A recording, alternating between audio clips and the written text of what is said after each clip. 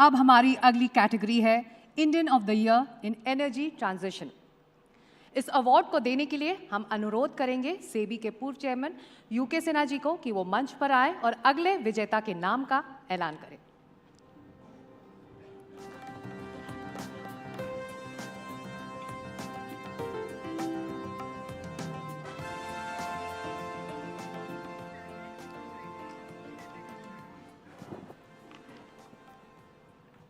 Energy Transition Indian of the Year, Vijay, Murugesh, Nirani.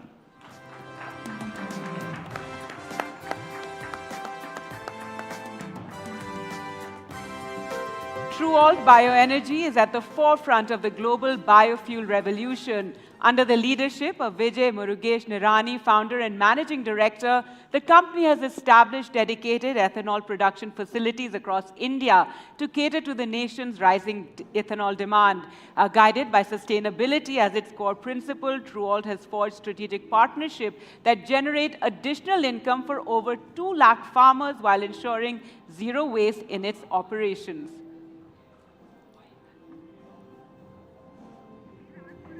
Do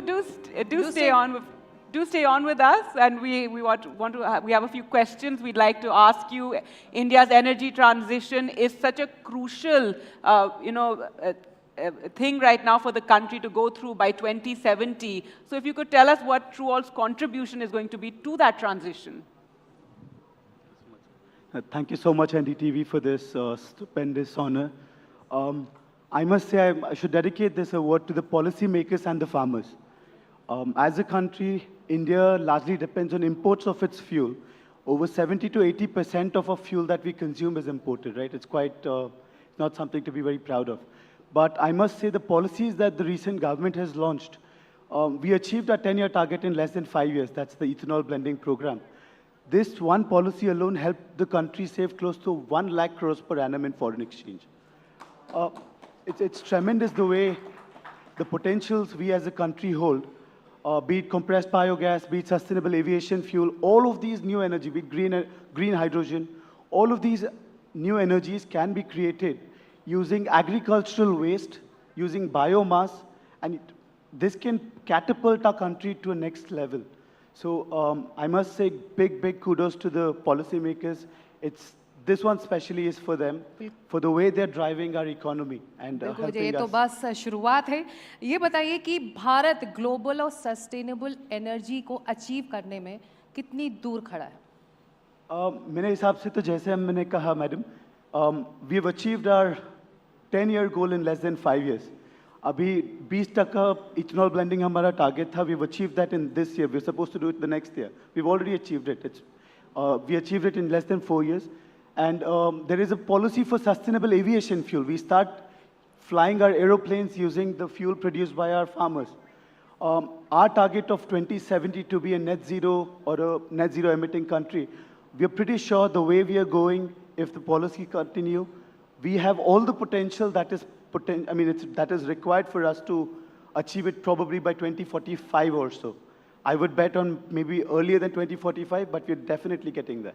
Well, definitely, we hope we do achieve it before, the target date. And this is such a mantra in this day and age. That's why we have this category of energy transition as well, to really put the spotlight on this entire sector. What's also interesting is how you benefit farmers. If you, for the viewers, or for the audience here, could tell us a bit about how you ensure that farmers also benefit from what you're doing.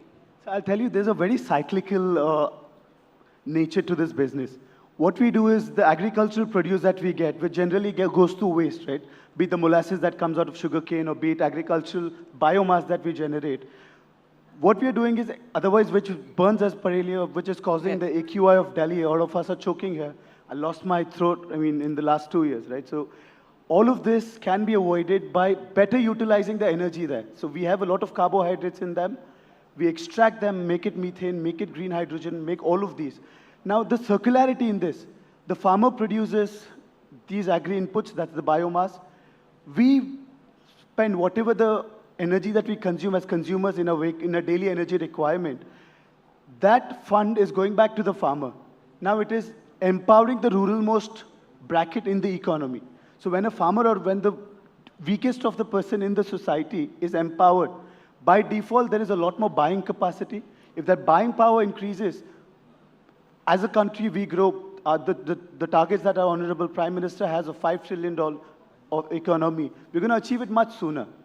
Now, in terms of carbon neutrality in the same, we're not only achieving good value in terms of revenue, we're also achieving tremendous potential in carbon emissions. So this is one solution, biomass to energy, and the transition is happening rapidly especially the last 5 years.